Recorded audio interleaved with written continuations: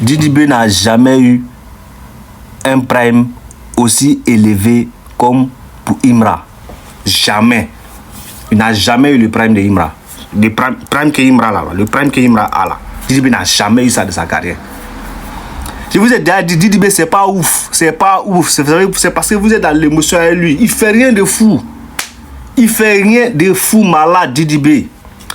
Vous voulez juste prendre le mérite du groupe Kiff No Beat pour lui donner. Sauf que nous, on va jamais accepter ça. Parce que tout s'est passé devant nous, on a tout vu. On va jamais accepter ça. Et moi, ce qui me plaisait avec le groupe Kiff No Beat, c'est que c'est pas comme certains groupes Zouglou où il y en a, ils chantent, il y en a, ils chantent pas. Et le groupe Kiff No Beat, là, tout le monde chantait. Tout le monde. Donc, tu peux pas prendre le mérite de quelqu'un pour donner à quelqu'un ici. Jamais de la vie. Et puis, tout le monde avait son rappeur préféré dans les... Moi, pour moi, c'était Elou. Il y en a, c'était même LG qui pèse pas aujourd'hui. C'était LG, machin, truc.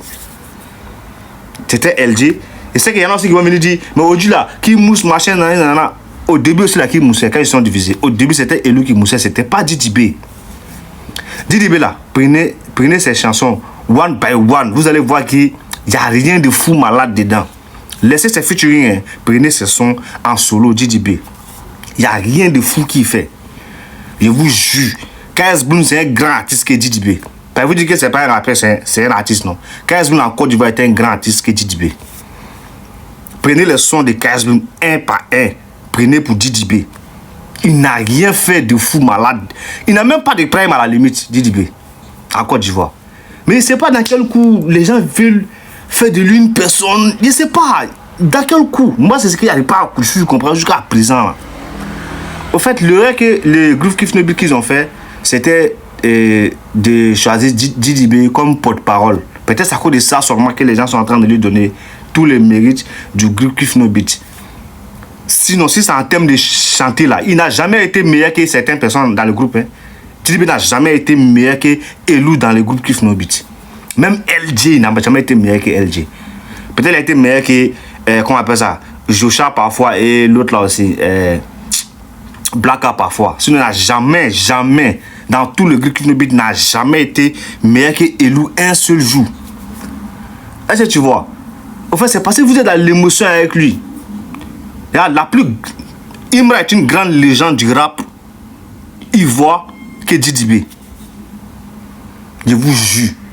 Didi B, il n'y a rien de fou. Vous allez parler, il a eu, je sais pas quoi, Kundo Dob, quoi. Ça, c'est le truc de vote. Remarquez, même quand Imra gagne des trophées, machin, quand il gagne des trophées, là, moi, il ne parle jamais de ça. Jamais. Peut-être à part les disques, les moments comme ça, parce que là, au moins, c'est bien mérité, il n'y a pas de débat là-dedans, tu vois. Mais tout ce qui est les moments de vote, parler prendre les trophées, là, moi, je ne parle jamais de ça. Jamais de la vie. C'est qu'il y en a qui vont venir dire, mais il a eu ça, on s'en fout. Même on fout de tout ça. Didi B, en fait, si tu veux là, c'est l'enfant que certaines personnes ont choisi en Côte d'Ivoire. C'est un peu comme c'est l'enfant du peuple, les gens l'ont choisi en Côte d'Ivoire. Et puis, c'est pas dans quel coup ils l'ont choisi, quoi. Ils ont dit, bon, vas-y, toi, on va faire du toi, attends. C'est ce qui s'est passé. Sinon, Didi B n'a jamais rien créé. Didi B n'a jamais rien créé dans le pays là que moi j'ai entendu. Sauf peut-être, c'est pas. Sauf peut-être, c'est pas même rappel là. Mais c'est pas Assini. Il n'y a pas Landry là. C'est pas lui la chanter. C'est lui la chanter. Si c'est lui la chanter là, à part les sons ça là, il n'a jamais rien fait de fou dans le pays là. Voilà. C'est quelqu'un, il essaie de chanter pour essayer de plaire. Même son son, Holiday, quoi là.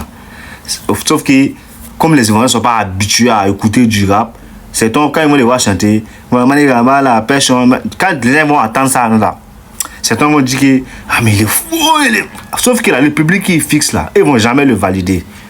Par exemple, les rappeurs de UK ne vont jamais le valider. Ils vont dire, mais là, il fait quoi même? Tu vois? Alors, quand tu vois Imra chanter, tu sais qu'il cherche la validation des personnes. Ça fait qu'il est à l'aise. Il fait ce qu'il a envie de faire. Je vais vous dire un truc. Hein. Si tu es au Ghana, fais du rap ghanéen. Si tu es en Côte d'Ivoire, fais du rap ivoire. Si tu es au Burkina, fais du rap burkinabé. Si partout tu trouves là, fais ta musique. C'est quand ta musique va marcher sur toi que ça va sortir. Et puis les autres là, quand ça arrive en France, dans les autres pays, ils n'ont jamais vu ce genre de, comment on appelle ça, ce genre de musique. Mais si vous comprenez, la musique là, c'est pas la langue. À ça que là, on l'écoute dessous, on comprend rien du tout. Est-ce que tu vois? Donc c'est ça, tu fais ta musique et cherche même pas à ressembler à qui que ce soit. Les Nadja, ils ont essayé ça à plusieurs années de ressembler aux rappeurs américains. Ils faisaient des R&B machin. Ça n'a jamais marché aux États-Unis. Ils sont revenus à la source. Ils sont venus chanter en Yoruba, les moments comme ça. Et comment ça marche aujourd'hui? Tout le monde mange, c'est comme ça. Ne faites jamais comme Didi B. Les petits rappeurs ivoiriens, les musiciens, ne faites jamais comme Didi B. Faites faites de la musique à l'ivoirienne. Ça a marché. Au bout d'un moment donné, ça va marcher. Si ça plaît aux gens, ça plaît aux gens. C'est pas une question de langue. C'est pas la langue qui va vous bloquer. La musique, là, il n'y a pas de langue dedans. Voilà. Donc, faites vos trucs sur votre chemin. Ne prenez jamais Didi B comme un modèle. Didi B n'a jamais rien fait dans ce pays en termes de musique. Voilà. Et Imra. Donc, tu as peur de la sortie de Didi B. L'enfant a peur. Il a peur de son vieux. Il a peur de la sortie de Didi B. Toi, tu as fait sortir album. Ton album même n'a même pas encore fait une semaine. Le gars, c'est-à-dire celui que tu dis c'est ton concurrent et que toi tu as pris le trône, lui dit il sort le 5, son album. Et toi, tu viens dire que après le 5 là, tu vas faire sortir Yoro Dream 4. En fait, tu prends le nom d'Arafat pour attirer, c'est-à-dire que vous faites plaisir à ses fans pour dire que genre avec ce son, même si le son est nul, comme tu as mis Arafat dedans, les gens vont kiffer. En fait, tu sais tellement manipuler ton public, que eux ils ne se rendent pas compte que tu es un bon manipulateur. Regarde comment tu joues à ce jeu. Tu fais sortir ton album. Ton album n'a même pas encore fait 2 semaines, 1 semaine. C'est-à-dire qu'ils n'ont même pas fini de profiter de ton album. Donc tu penses que tu allais terrasser tout et que tu allais couper tout, toucher toute la conspiration avec cet album. Et un coup comme ça, parce que la conspi va faire sortir le 5, son album, pour qu'on compare les 2 albums là. Toi tu dis non, tu as fait sortir Yoro Dream 4. Ça c'est quoi? C'est parce que tu as peur. C'est parce que tu connais celui qui est en train de sortir, c'est ton doigt. Celui qui est en train de sortir, tu sais que ce qui est en train de sortir là, c'est pas camarade de quelqu'un. C'est pas camarade de quelqu'un. Voilà. Tu utilises le nom de Yoro pour endoctriner les fans de Yoro. Toi, si Yoro était en ville, la manière que tu es en train de parler à des Bordeaux, là, c'est la même chose que tu allais faire à des Bordeaux, à Arafat. Si Yoro vivait là, c'est que, aujourd'hui, c'est parce qu'il est mort que tu le bognas. C'est parce qu'il est mort que tu le bognas. Et si son fan, c'est comme si c'est mamie, c'est l'auto. C'est que à des Bordeaux a fait, et puis tu dis tu as serré son cou là. Parce que Arafat allait te faire pire. Parce que Arafat même allait te clasher plus. Il allait te clasher plus. Parce que Arafat ne supportait pas quand quelqu'un le dépassait. Donc il allait forcément te clasher.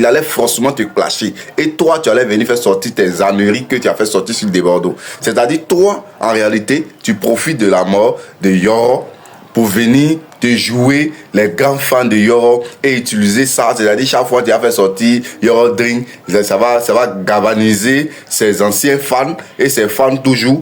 Voilà, c'est ça, c'est la manipulation. C'est juste la manipulation et les fans ne comprennent pas. Et ils pensent que genre, oui, tu as aimé tellement Arafat que tu continues de lui rendre hommage. Toi, tu as aimé Arafat que qui? Tu as aimé Arafat que qui?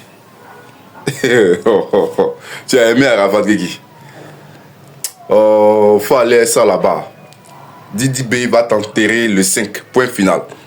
Si tu veux là, faut faire sortir Yoro Dream 4, 5, 6, 7, 8, 9, 10. Il va t'enterrer le 5. Point final. Rendez-vous la conspi. Rendez-vous le 5 avril au Palais de la Culture pour l'anniversaire de notre artiste. Le rendez-vous est pris au Palais de la Culture pour aller tout gaspiller.